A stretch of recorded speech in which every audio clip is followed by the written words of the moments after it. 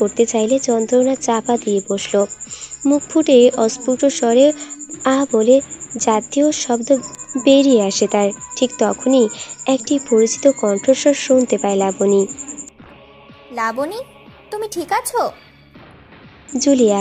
কণ্ঠটা জুলিয়ার, তবে কি সেও রয়েছে লাবণীর সঙ্গে? কোথায় কোথায় জুলিয়া? লাবণী আশেপাশে ঘাড় ঘুরিয়ে অন্ধকারের মাঝেই জুলিয়ার অস্তিত্ব খোঁজার চেষ্টা করলো, ব্যর্থ হলো। ঘুটঘুটে অন্ধকারে কোনো কিছুই দেখা যায় না, তবু অজানার উদ্দেশ্যে প্রতি উত্তরে ছুড়ে দিল সে। জুলিয়া, জুলিয়া, আপনি কোথায়? আপনি ঠিক আছেন? আমি ঠিক আছি। আমি তোমার আশেপাশেই আছি লাবণী। আমাকে তুমি যেমন দেখতে পাচ্ছ না, কিন্তু আমি তোমাকে স্পষ্টই দেখতে পাচ্ছি। দেখতে পাচ্ছেন? এই অন্ধকারের ভেতরেও আমাকে আপনি দেখতে পাচ্ছেন? কিভাবে? তা তোমার জানার বিষয় নয় লাবণী, তবে একটা বিষয় পরিষ্কার হলো, তুমি আমাদের শত্রু নও। আমি আপনার শত্রু হতে যাব কেন? আমি আপনার কথার আগামাথা কিছুই বুঝতে পারছি না। প্লিজ আপনি লাইটটা জ্বালান, অন্ধকারে আমার ভয় করছে। জুলিয়ার কথাগুলো আহত করে লাবণীকে, একই সঙ্গে করে তোলে বিস্ময়। অন্ধকার একেবারেই অপছন্দ লাবণীর নিকট। সেই সঙ্গে এইরকম অদ্ভুত কথাবার্তা তার অস্বস্তিতা আরও বাড়িয়ে তুলল। লাবণী পুনরায় আকুতির স্বরে বলল, প্লিজ আপনি লাইট চালান, আমার ভালো লাগছে না। প্রতি উত্তরে ধমকে কথা বলে ওঠে জুলিয়া। আমার হাত পা বাঁধা, আমি যদি পারতাম তবে কি অন্ধকারে ডুবিয়ে রাখতাম তোমাকে? তাছাড়া আমার তো বেশ ভালোই লাগছে, বহুদিন পর এত অন্ধকার উপভোগ করতে পারছি। এখনো কথা শুনে লাবণী ভুরু যুগল আপনি কুঁচকে এলো। আপনি আপনি এইভাবে কথা বলছেন কেন আপু? অন্ধকার কার ভালো লাগে? কোনো মানুষেরই অন্ধকার ভালো লাগে না। এই ঘুটঘুটে অন্ধকার তো একদমই না। এত কথা বোঝানোর মতো সময় এখন নেই, আমাদের এখান থেকে পালাতে হবে। অধৈর্য কণ্ঠে জুলিয়া পরক্ষণেই আদেশের সুরে বলল, তোমার বাম পায়ের পাশে একটা চাকু পড়ে আছে, ওটা পা দিয়ে ঠেলে আমার দিকে দিতে পারবে লাবণী? লাবণী অবাক গলায় বলল, আপনি আপনি কি করে দেখলেন? আমি তো ওফো, এত কথা কেন বলো মেয়ে? যে কাজ দিয়েছি তা করো না, চাকুটা দাও। পুনরায় ধমকে ওঠে জুলিয়া। লাবণী এবার কেঁদেই ফেলল। একটার পর একটা এসব ঘটনা নেওয়া যাচ্ছে না। তাও যদি স্বাভাবিক হতো, সবগুলো ঘটনাই অস্বাভাবিক। লাবণী মনে মনে বলল, আমার ঘাট হয়েছে, আমি অনেক বড় ভুল করেছি এই দেশে এসে। আমি বাংলাদেশেই ভালো ছিলাম, সতীন নিয়েই থাকতাম না হয়, অন্তত এইসব অদ্ভুতের কাণ্ড কারখানা সহ্য করতে হতো না। নিস্তুপ লাবণী ফ্যাস ফ্যাস কান্নার শব্দ জুলিয়াকে ভয়ঙ্করভাবে রাগিয়ে তুলল। সে রীতিমতো হুঙ্কার ছেড়ে বলল, ঘাড় ফুটো করে মেরে ফেলবো একদম। এটা কান্নার সময়? এই মেয়ে, কথার জবাব দাও, এটা কান্নার সময়? আপনি আপনি কে? সত্যি করে বলুন, আপনি কেন আমাকে এখানে ধরে এনেছেন? আমি তো আপনার কোনো ক্ষতি করিনি। আপনি জুলিয়া আপু নন, উনি আমার সাথে এইভাবে কথা বলতে পারে না। ঠিক তখনই লাবণীর বিদ্যুতের মতো একটা কথা মাথার ভেতর চিল মেরে ওঠে। জুলিয়া ইংরেজিতে ব্যতীত অন্য কোনো ভাষায় কথা বলেনি। সে এত স্পষ্ট বাংলা কি করে বলছে? এতক্ষণ ঘটনার মারপ্যাচে পড়ে বিষয়টা নজরে না এলেও এখন হুঁশ ফিরেছে। সঙ্গে সঙ্গে কান্নার বেগ বেড়ে দ্বিগুণ হয়। রীতিমতো হেঁকচি উঠে গেল লাবণীর। সে আকুতির স্বরে বলে চলল, কে আপনি? জুলিয়া আপু তো বাংলায় জানে না। আপনি আমাকে কেন ধরে এনেছেন? আপনি আপনি আমার সর্বনাশ করতে চান? আমি আপনার কি ক্ষতি করেছি? আমাকে ছেড়ে দিন, আমি দেশে চলে যাব, আর আসবো না, কখনো না।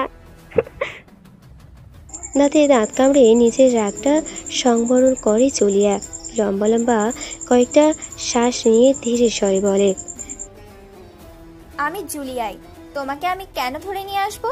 আমি নিজেও এখানে ফেসে আছি, দেখছো না? আর আমি কিভাবে বাংলা কথা বললাম তার যথাসময় জানতে পারবে।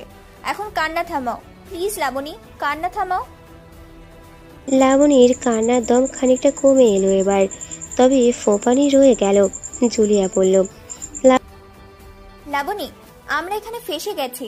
আমার জন্য তুমিও ফেঁসে গেছো। তোমার উচিত ছিল আরো পরে ঘুম থেকে জেগে ওঠার, তাহলে ফাঁসতে না। যাই হোক, এখন আমাদেরকে একটা পথ বের করতে হবে এখান থেকে বের হওয়ার। আমি অন্ধকারে সবকিছু দেখতে পারি, সবকিছু স্পষ্ট টের পাই, তাই ভয় নেই। শুধু আমি যেমনটা বলে যাই তেমনটা করো, কেমন? লাবণী অন্ধকারে নীরবে ঘাড় নাড়ে, মুখ দিয়ে হা হু কিছুই করল না। জুলিয়া এত কঠিন সময়েও মৃদু হাসল। এইরকম ভীতু এবং ছিচকাদুনে মেয়ে সে এই প্রথমবার দেখল। অধীর আগ্রহ নিয়ে বসে রয়েছে ম্যাক্স, প্রতিটা সেকেন্ড যেন ঘন্টার সমান। এক দৃষ্টি চেয়ে রয়েছে একটু দূরে ধ্যানে বসা মিস্টার ড্যামের দিকে। বুকের ভেতরটা হাবড়ের মতো উঠছে নামছে। তার বোনের সঙ্গে কীরকম আচরণ করা হচ্ছে তা ভেবেই কলিজা শুকিয়ে আসছে। মাঝে মাঝে লাবণীর চিন্তা যে তার মাথায় উঁকি দিচ্ছে না তা অবশ্য না, তবে লাবণীর চেয়ে অধিক চিন্তা জুলিয়ার। লাবণী তার কেউ না, যদি প্রাণ যায় তার তবে যাক, কিন্তু জুলিয়ার কিছু হওয়া যাবে না। জুলিয়ার কিছু হলে সে পুরো পৃথিবী নাড়িয়ে তুলবে।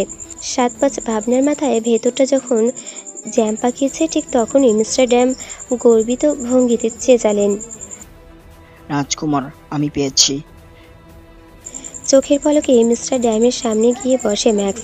দ্রুততার সঙ্গে বলল, কি কি পেয়েছেন? আমাকে জলদি বলুন, কোথায় আছে ওরা? কোথায় রেখেছে শালক ওদের? রাস্তা দেখান। এই কথা শুনে মিস্টার ড্যামের চোখে মুখে হালকা মৃদু রঙের ছায়া নেমে এলো। তিনি গলায় গাম্ভীর্য ফুটিয়ে তুলে বললেন, রাস্তা পাইনি রাজকুমার, তবে সেই রাস্তা পাওয়ার জন্য কি উপায় অবলম্বন করতে হবে তা পেয়েছি। নিমেষেই এক ঝটকায় হতাশ ঘিরে ধরল ম্যাক্সকে, তবে মনে জোর হারালো না। আপাতত এইটুকুই ভরসা। সে তড়িৎ গতিতে বলল, বলুন। খানিকটা অপ্রস্তুত হয় মিস্টার ড্যাম, বললেন, তবে এখানে আপনার জীবন সঙ্গীরও ভূমিকা রয়েছে রাজকুমার। আপনার জীবন সঙ্গীর যে কোনো কিছু আপনি স্পর্শ করার সাথে সাথে আপনার কাছে একটি সুযোগ আসবে। আপনি চোখ বন্ধ করে জুলিয়ার নাম ধরে উচ্চারণ করলে সে কোথায় আছে, সেখানে যাওয়ার রাস্তা, সবটা আপনি মনের আয়নায় দেখতে পারবেন। ম্যাক্সের মুখখানা থতমত হয়ে ওঠে। আক্রোশপূর্ণ গলায় সে বলে উঠল, আমার জীবন সঙ্গিনী? তাকে কোথায় পাবো আমি? আমার তো কেউ নেই। জানি জানি জানি বলেই তো আমিও হতাশ হয়ে পড়েছি রাজকুমার। অস্বস্তির নীরবতায় ডুবে যায় দুজনেই। ম্যাক্সের মাথা কাজ করা বন্ধ করে দিয়েছে। বোনকে ফিরে পাওয়ার আশাটুকু নিরাশা ঢেকে নিয়েছে। তার কোনো গার্লফ্রেন্ড নেই, সেখানে জীবনসঙ্গী আসার প্রশ্নই ওঠে না। মুখ ঘুরিয়ে নিজের অসহায়ত্ব লুকাতে চেষ্টা করে ম্যাক্স। মিস্টার ড্যাম ম্যাক্সের পিঠের ওপর হাত রেখে বললেন, রাজকুমার, হতাশ হবেন না, আমরা খুঁজবো, চলুন। আপনার জীবন সঙ্গিনী অবশ্যই আছে। আছে তো, আমার মাথায় আছে। মানে এতই সোজা? আমরা খুঁজতে বের হয়ে গেলাম আর পেয়ে গেলাম। এই জার্মানিতে কত কোটি মেয়ে আছে, কোনো আইডিয়া আছে আপনার? তাদের ভেতর কি আমার জীবন সঙ্গিনী সেটা কেমন করে বুঝবো আমি? আদৌ এই দেশের কিনা তাও বা কে জানে। বলে চোখ ছোট ছোট করে তাকায় মিস্টার ড্যাম। তার কথার মর্মার্থ ধরতে পেরে ম্যাক্সের বুকটা ছিঁড়ে হাহাকার করে বেরিয়ে আসে। শব্দটা হারিয়ে যায়। সে ব্যর্থ চিত্তে বাসার পথে রওনা হলো। ঘরের দরজাটা হাট করে খোলা, একপাশে একটু ঝুলে রয়েছে। সন্ধ্যার সময় দরজা লাথি দিয়ে ভেঙে রেখে যাওয়ার ফল। এইভাবেই ঘর বাড়ি উদাম রেখে চলে গিয়েছিল ম্যাক্স। এতক্ষণে ঘরের ভেতরে সব ফাঁকা করে দিয়েছে কিনা চোরেরা কে জানে। অবশ্য এসব নিয়ে মোটেও ভাবনা নেই ম্যাক্সের মনে। নিয়ে যাক, সব নিয়ে যাক, ঘর বাড়ি দলিলও নিয়ে যাক, শুধু শুধু জুলিয়াকে ফিরে পাওয়ার একটা রাস্তা কেউ বলে দিক। কোথায় আছে জুলিয়া? কেমন আছে সে? তাকে এতক্ষণে জীবিত রেখেছে নাকি? ম্যাক্সের মনটা হু হু করে কেঁদে ওঠে। সে সোফায় বসে পড়ল ধপ করে। মনটাকে নানানভাবে বুঝিয়ে শক্ত করার চেষ্টা করেও কোনো লাভ হচ্ছে না। বারবার চোখ দিয়ে পানি গড়িয়ে পড়তে লাগলো। ভাগ্যিস সে একা, কেউ নেই তার এই কান্না দেখার, তাহলে কি হাসির পাত্রই না হতো। আঙুল দিয়ে মুছতে গিয়ে নখের কোনা চোখের ভেতরে লেগে ভীষণ জ্বালা করে উঠল ম্যাক্সের। আশেপাশে খুঁজে একটা ওড়না পেল সে, কার ওড়নার তা খেয়াল না করেই দ্রুত চোখের উপর চেপে ধরল। ডলে ডলে চোখ মুছে নেওয়ার সময় হুট করেই সম্মোহনের মতো হলো। বন্ধ চোখের পাতায় ভেসে উঠল ঘুটঘুটে অন্ধকার একটি কক্ষ, তারপর কয়েকটি গাছের পাতা, আকাশের আমাবস্যা আধার, এরপর একটি জঙ্গলে দুজন নারীর দৌড়ানোর শব্দ। ওই তো জুলিয়া দৌড়াচ্ছে, তাদের পিছনে কেউ আছে। কে কে সে? দেখার আগেই সব কিছু নিমেষে মিলিয়ে গেল। সেকেন্ডের ব্যবধানে অনেক কিছু দেখে ফেলল ম্যাক্স। সারা শরীর ঝাড়া দিয়ে উঠল তার। সে চোখ মেলতেই হাতে ধরা ওড়নাটা নজরবন্দি হয়। এটা কার যেন? লাবণীর। মনে পড়ে ম্যাক্সের। সেই সঙ্গে মনে পড়ে আরও একটি কথা মিস্টার ড্যাম বলেছিলেন, তবে এখানে আপনার জীবনসঙ্গীরও ভূমিকা রয়েছে রাজকুমার। আপনার জীবনসঙ্গীর যে কোনো কিছু আপনি স্পর্শ করার সাথে সাথে আপনার কাছে একটি সুযোগ আসবে। আপনি চোখ বন্ধ করে জুলিয়ার নাম ধরে উচ্চারণ করলে সে কোথায় আছে, সেখানে যাওয়ার রাস্তা, সবটা আপনি মনের আয়নায় দেখতে পারবেন। তবে কি লাবণী ম্যাক্সের জীবনসঙ্গিনী? ম্যাক্সের মনে হলো ছোট্টখাট্ট একটা ভূমিকম্প তার পায়ের তলায় অনুভূতি হচ্ছে। শাঁসা করে বাতাস বইছে চারিদিক থেকে, গায়ের লোমগুলো উড়িয়ে দিচ্ছে যেন। ক্ষণে ক্ষণে কেঁপে উঠছে লাবণী। একই তো রাত, তার উপর খোলা জঙ্গল। বাতাসের সঙ্গে হু হু করে আসা স্মৃতির তীব্রতা তার শরীর নিস্তেজ করে দিচ্ছে প্রতি মুহূর্তে। তাপমাত্রা কতর ঘরে কে জানে। লাবণী স্পষ্ট বুঝতে পারছে এভাবে আর কম মিনিট গেলে অজ্ঞান হতে দেরি হবে না তার। হতে পারে জীবনের অন্তিম মুহূর্তে চলে এসেছে সে, হতে পারে এভাবে দৌড়াতে দৌড়াতে একসময় মারা যাবে।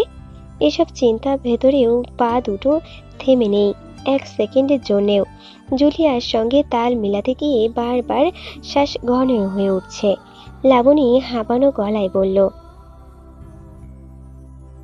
আপু আপু, আমি আর পারছি না, প্লিজ আপু।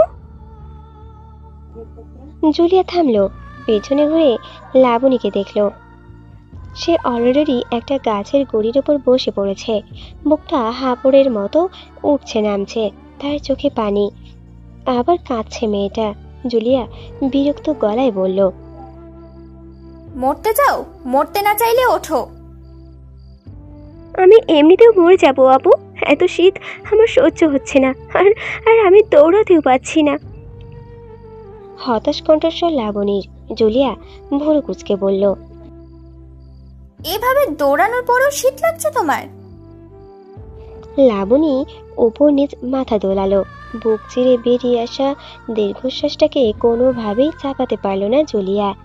অনেক কষ্টে ওই অন্ধকার কুটির থেকে পালিয়ে এসেছে তারা।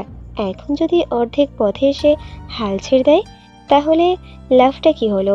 না, হাল ছাড়া যাবে না। জুলিয়া হাল ছাড়ার মেয়ে নয়। সে এগিয়ে গিয়ে লাবণীকে টেনে দাঁড় করালো। লাবণী কুঁকড়ে রয়েছে, ঠিকভাবে দাঁড়ানোটাও এখন আর সম্ভব নয়। তার মুখ অস্বাভাবিক ফর্সা, হাতখানা বরফ প্রায়। জুলিয়া ডাকলো, লাবণী, চোখ খোলা রাখো। এই মেয়ে, প্লিজ। লাবণী পারছে না। সে আধো আধো শব্দ শুনল কর্ণকুহরে। তার চোখ মুখে গাঢ় অন্ধকার নেমে এলো ধীরে ধীরে। তারপর আর কিচ্ছুটি মনে নেই। লাবণী অতল ঘুমে তলিয়ে গেল, সেন্সলেস। জুলিয়া লাবণীকে মাটিতে শুইয়ে দিয়ে গাছের গুড়িতে রাগ নিয়ে একটা লাথি মেরে বসলো। আনমনে বিড়বিড় করে উঠল, শিট। দ্রুত আশপাশে চোখ বুলিয়ে তাকায়, কোথাও কাউকে দেখা যাচ্ছে না। দেখে একটু স্বস্তি মিলল, কিন্তু এখন কি করবে সে? তার শক্তি এতটাও না যে লাবণীকে কোলে তুলে দৌড়াতে পারবে। অপরদিকে এতক্ষণ এত শক্তি খাটানোর জন্য অনেকটাই নিস্তেজ হয়ে এসেছে তার শরীরও। কিন্তু সে শীত এবং অন্ধকার দুটোই সহ্য করতে পারে বলে রক্ষা। জুলিয়া অস্থির মনে পায়চারি করতে লাগলো। একবার আশেপাশে তাকাচ্ছে আর একবার মাটিতে অচেতন লাবণীর দিকে। কি করবে কিছুই আসছে না তার মাথায়। নিজের গায়ে অতিরিক্ত কিছু নেই যে ও খুলে লাবণীকে পরিয়ে দেবে। ঠোঁট কামড়ে হতাশায় ডুবে যায় সে। আরও একবার ওয়েলকাম মিস জুলিয়া। একটি পরিচিত গমগমে কণ্ঠস্বর। জুলিয়া বিদ্যুৎ বেগে সামনের দিকে ঝোপে তাকালো। সেখান থেকে ঠোঁটে ক্রু হাসি নিয়ে ধীরস্থিরভাবে বেরিয়ে এলো শাহরুখ সাল্ক। জুলিয়া রুখে দাঁড়ানোর ভঙ্গি করতেই শাহরুখ দুদিকে মাথা নাড়াতে নাড়াতে বলে উঠল, no no no no no, আর চালাকি না। একবার পার পেয়ে গেছো, বিধায় বারবার পাবে তা ভাবলে খুব বড় ভুল ভাবনায় আছো তুমি। শাহরুখ, জুলিয়ার প্রতিবাদী কণ্ঠস্বর চিৎকারের তীব্রতায় আশেপাশের কিছু বন্য কীট পতঙ্গ ঝিঁঝি আওয়াজ তুলে দিল। জুলিয়া আগুন রাঙা চোখে চেয়ে বলল, আমি তোমাকে 1 মিনিটে এই দুনিয়া থেকে সরিয়ে ফেলতে পারি। তুমি কি জানো না সেটা? বলো জানো না? আমার সাথে লাগতে এসো না শাহরুখ। একসময় তোমাকে ভালোবেসেছিলাম দেখে আজ তোমার অন্যায়গুলো মুখ বুজে সহ্য করব, তা ভেবে থাকলে তুমিও অনেক বড় ভুল ভাবনায় আছো। সারু হাসির দমক বাড়িয়ে দিল। প্রতিউত্তরে বলে, I know darling, you are my dangerous lady, I know. বলেই একটা তুড়ি মারল 2 আঙুলের সাহায্যে। সঙ্গে সঙ্গে মাথার ওপর থেকে গাছপালা ভেদ করে নেমে এলো একটা লোহার পেঞ্জার, যেখানে বন্ধ হয়ে গেল জুলিয়া এবং লাবণী। জুলিয়া চকিতে চারপাশে চেয়ে দেখে, পুনরায় শাহরুখের দিকে অগ্নিদৃষ্টি নিক্ষেপ করল। আমাকে বন্দি করে রাখবে এই খাঁচায়? প্রশ্নে বিদ্যুপের ইঙ্গিত। শাহরুখ গায়ে মাখল না। পুনরায় তুড়ি মারতেই পূর্বের ন্যায় ওপর থেকে লতা পাতার মতো কিছু একটা পড়ল। খাঁচাকে আষ্টে পৃষ্ঠে জড়িয়ে ধরল লতাগুলো। সঙ্গে সঙ্গে বিদ্যুৎ স্পষ্ট হয় জুলিয়ার। চাপা গোংনানোর মতো শব্দ ছিটকে আসে ঠোঁট ভেদ করে। খাঁচার একদম মাঝখানে, যেখানে লাবণী অচেতন অবস্থায় পড়ে রয়েছে, সেখানে গিয়ে নিজেও বসে পড়ল সে। লাবণীর শরীর ভেতর গুটি গুটি প্যাকায় ব্যথায় তীব্রতায়। বাঘিনী জুলিয়া বেলাইয়ের মতো আচরণ দেখে আকাশ বাতাস কাঁপিয়ে হা হা করে হেসে ওঠে শাহরু। হাসির শব্দে জুলিয়ার কলিজায় শত শত সূচের ন্যায় বিঁধল। ইচ্ছে করছে জানোয়ারটার কলিজা ছিঁড়ে খেয়ে ফেলতে, কিন্তু এখন নিরুপায়। যতক্ষণ খাঁচার আশেপাশে এই ছোট্ট ছোট্ট চোখ ধাঁধানো আলোর লতাগুলো থাকবে, ততক্ষণ সে কিছুতেই কিছু করতে পারবে না। একমাত্র অতিরিক্ত আলোর কাছেই অসহায় ভ্যাম্পায়ার দল। তাই তো তারা দিনের বেলায় নয়, রাতকেই পছন্দ করে সবচেয়ে বেশি। দিনের আলোয় রোদ চশমা পরে চলাফেরা করে চোখকে সুরক্ষিত রাখার জন্য। তাদের সমস্ত শক্তি ওই চোখ জোড়াতেই লুকিয়ে থাকে। যত অন্ধকার তত চোখের আরাম, ততই শান্তি।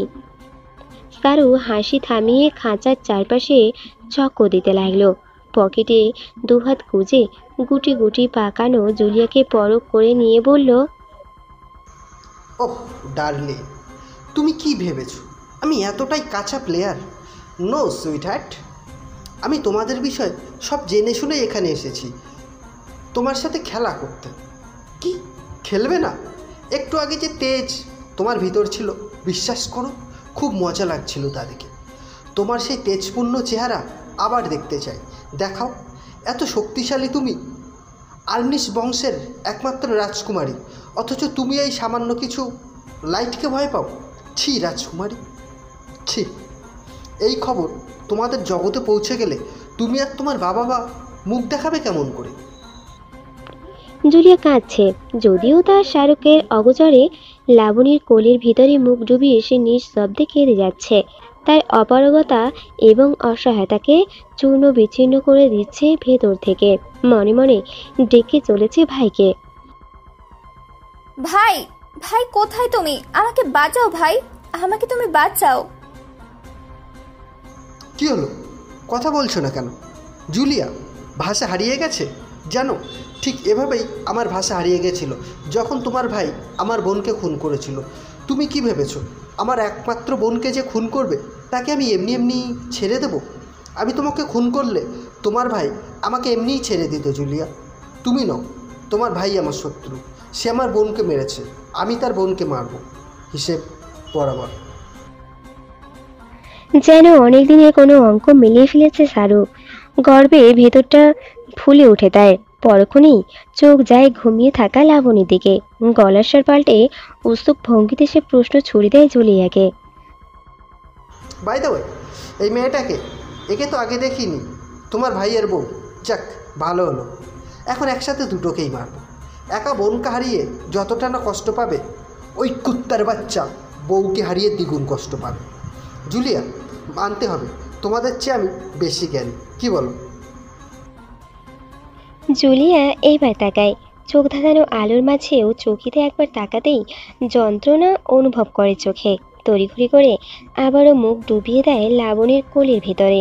এতক্ষণের হিসেব মিলে গেছে। এখন মনে হচ্ছে না আসুক তার ভাই। জুলিয়া কিছু হলে তার পরিবার একসময় সামলে উঠবে ঠিকই, কিন্তু ম্যাক্স, যদি ম্যাক্সের কোনো ক্ষতি করে দেয় সারু, তখন আর্নিশ বংশের সবাই তাদের আগত রাজাকে হারিয়ে শোকে মাতাম হয়ে যাবে। দেউলিয়া হয়ে পড়বে গোটা রাজ্য। জুলিয়া মনে প্রাণে প্রার্থনা করল না আসুক তার ভাই। আমার বোনটা, আমার আদরের রিশা, তোমার ভাইকে ভালোবেসেছিল, জাস্ট বিনিময়ে কী পেল? ধোকা। আমার একমাত্র খেলার সঙ্গীকে তোর ভাই কেড়ে নিয়েছে আমার থেকে। সেই হিসেব যে এখনও বাকি জুলিয়া। আপাতত চলো তোমাদের দুটোকে বলি দেওয়া যাক। তোমার ভাই আসুক, তার জন্য উপহারস্বরূপ তোমাদের দুজনের মাথাটা আমি রেখে দেবো। তার যথার্থ আপ্যায়ন করা হবে জুলিয়া, একবার আসতে দাও। পুনরায় সারুর ঠোঁটের কোণে ক্রু হাসি ফুটে ওঠে। চারপাশে তাকিয়ে ম্যাক্সের উপস্থিতি বোঝার চেষ্টা করে সে। না, ম্যাক্স আসেনি। আচ্ছা, সে কি আসবে? সে কি খুঁজে পাবে এই জায়গা? পাবে, অবশ্যই পাবে। সে আসার আগেই এই দুটোর কাম তামাম করতে হবে। সারু ঠোঁটে শীষ দেয়, এগিয়ে চলে। জুলিয়ার কাছে মনে হলো এর চেয়ে ভয়ঙ্কর সুর আর কোনো শব্দেই হয় না। ধুলোর গতিতে কক্ষে এসে উপস্থিত হয় ম্যাক্স। ঘুটঘুটে অন্ধকার চারিদিকে, তবুও ম্যাক্স দেখতে পাচ্ছে কয়েকগাছি দড়ি পড়ে রয়েছে মাটির উপর। চোখ বন্ধ করে মনের দর্পণে দেখা দৃশ্যগুলো আরেকবার রিভাইজ করে সে। তারপর চোখ খুলো। এই দড়ি দিয়ে ওদের বেঁধে রাখা হয়েছিল। চার টোকাও পড়ে রয়েছে এক পাশে, অবহেলায় অযত্নে। তার মানে ঠিক জায়গাতেই এসেছে ম্যাক্স। এখানেই আটকে রেখেছিল তার বোন ও লাবণীকে, ওই জানোয়ারটা। কিন্তু এখন কোথায় তারা?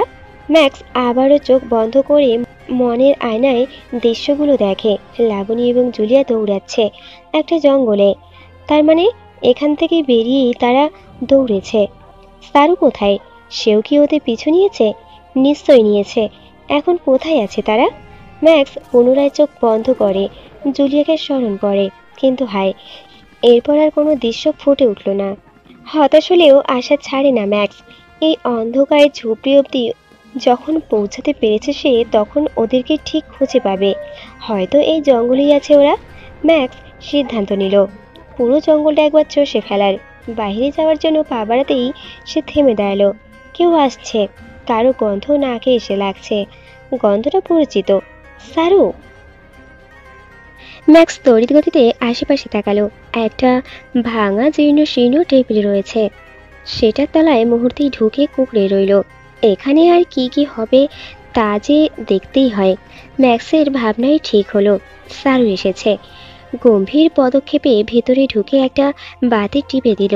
সঙ্গে সঙ্গে একেবারে হালকা পাওয়ারের অস্পষ্ট একটা লাইট জ্বলে ওঠে।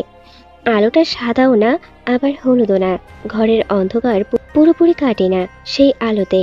লাইটের নিকটে যে দাঁড়াবে তাকে শুধু দেখা যাবে, বাকি সব ঘুটঘুটে অন্ধকারে নিমজ্জিত।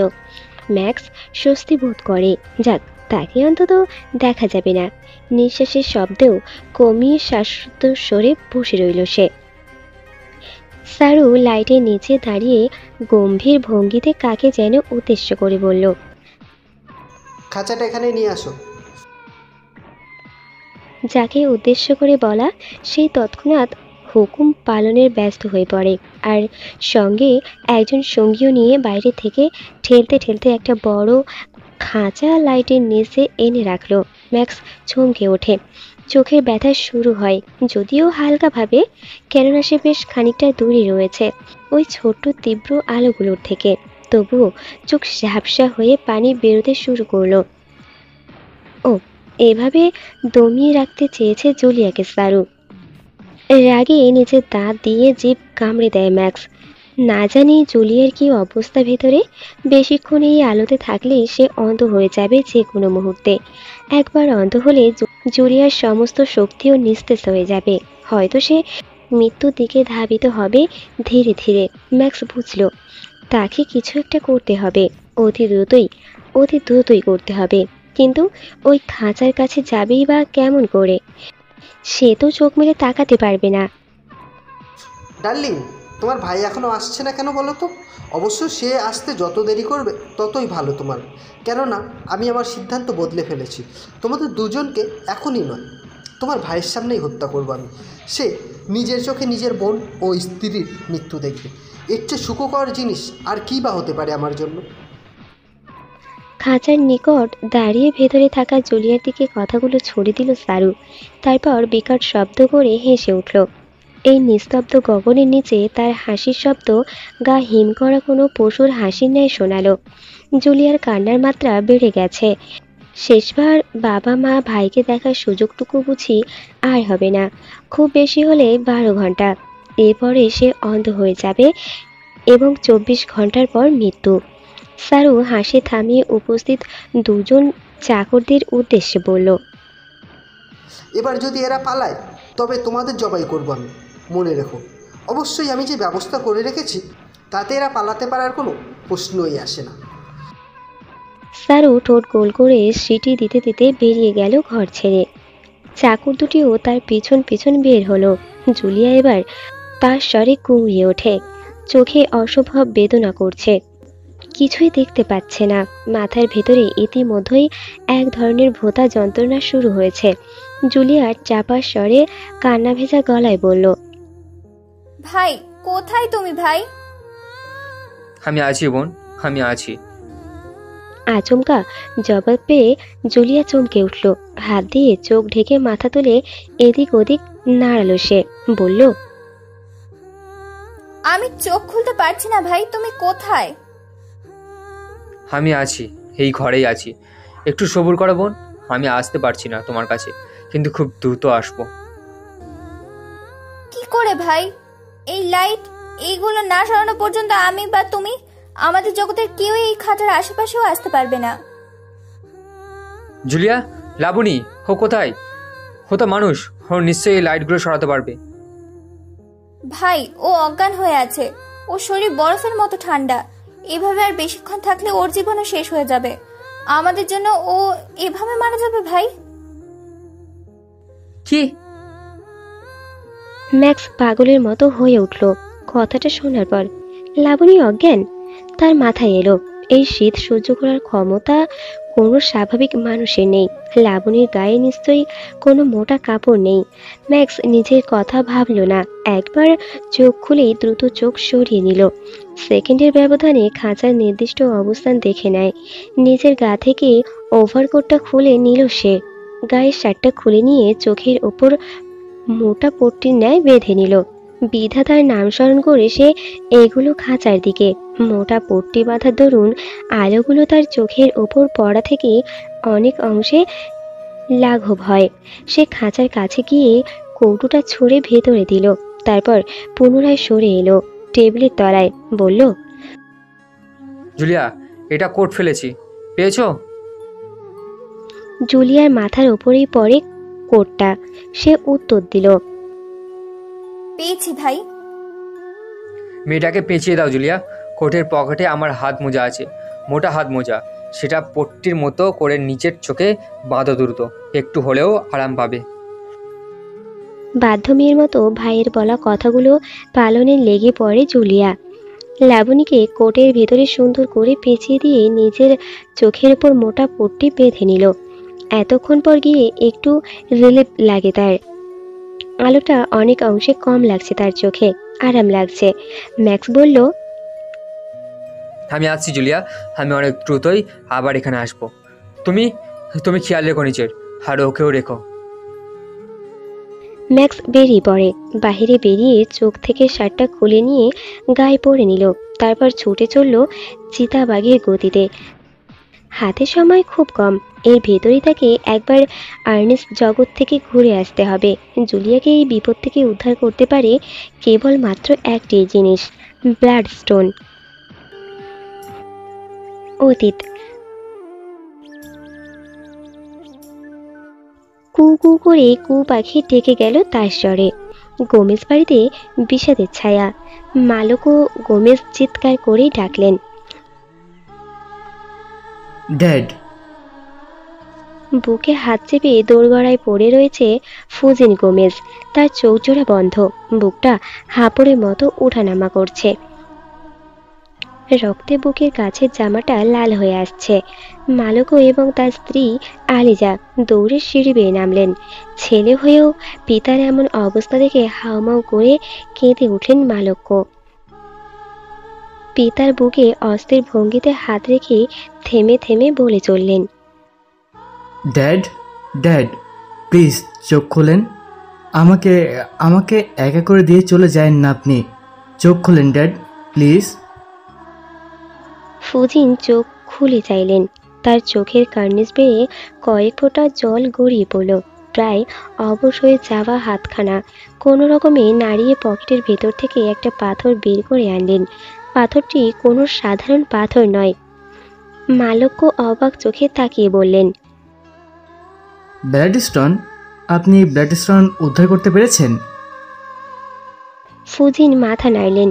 ছেলের হাতে দ্রুততার সঙ্গে অতি দামি ব্লাড স্টোন হস্তান্তর করে দুর্বল গলায় বললেন, মাই সান, আমার সময় ফুরিয়ে এসেছে।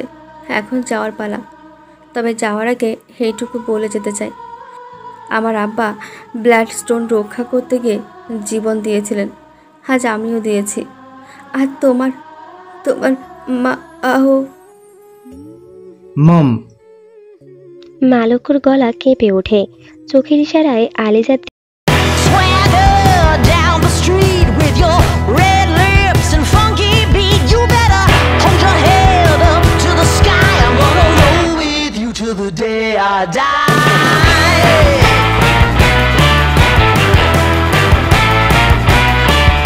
Hey, swing those hips around. Can't stop, roll back down. My ladies, short, tall, thin or wide, always down and ready to ride.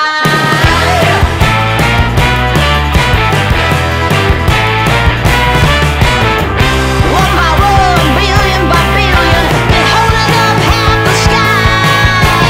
Raise your hand if you're ready and willing, if you know it's time. Time for a girl on time. Time for a girl on time. Time for a girl on time. Whether you're ready or not, time for a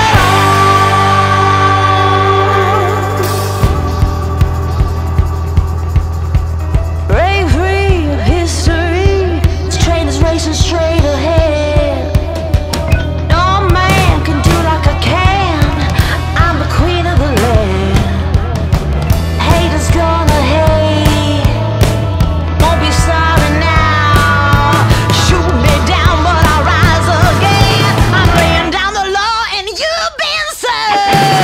One by one, billion by billion, been holding up half the sky. Raise your hand if you're ready and willing, if you know it's time. Time for a girl on time. Time for a girl on time. Time for a girl on time. Whether you're ready or not, time for a girl on time. Whether you're ready or not, time for a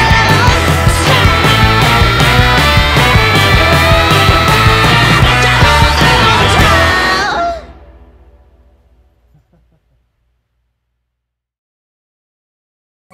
তবে একে ভেঙে ফেলছো না কেন dad? কেন এর জন্য আমাদের স্বজনরা একে একে হারিয়ে যাবে? কেন এর জন্য আমাদের শত্রুরা হবে ড্যাড? আমরা তো কারো ক্ষতি করিনি, তবু আমাদের এত শত্রু, এত সমস্যা, সব এর জন্যে। তাহলে একেই নষ্ট করে দাও, না থাকবে বাঁশ আর না বাঁচবে বাঁশি। ম্যাক্স হাতটা উঁচু করে, ভাবনাখানা এমন এক্ষুনি ছুঁড়ে মারবে পাথরটি। মালক্য সঙ্গে সঙ্গে ম্যাক্সের গালে 5 আঙুলের ছাপ বসিয়ে দিল। হুঙ্কার ছেড়ে বলল, ম্যাক্স, তোমার সাহস হয় কি করে এমন কথা বলো? ম্যাক্সের হাত থেকে দ্রুততার সঙ্গে ব্লাড স্টোন নিয়ে নেয় মালক্য। অগ্নিচোখে ছেলের দিকে তাকিয়ে রয়। অপরদিকে ম্যাক্সও বিষময় নিয়ে তাকিয়ে রয়েছে। একটা পাথরের জন্য কেন এত কিছু সে বুঝতে পারে না। মালক্য ছেলের চোখের ভাষা পড়তে পারে।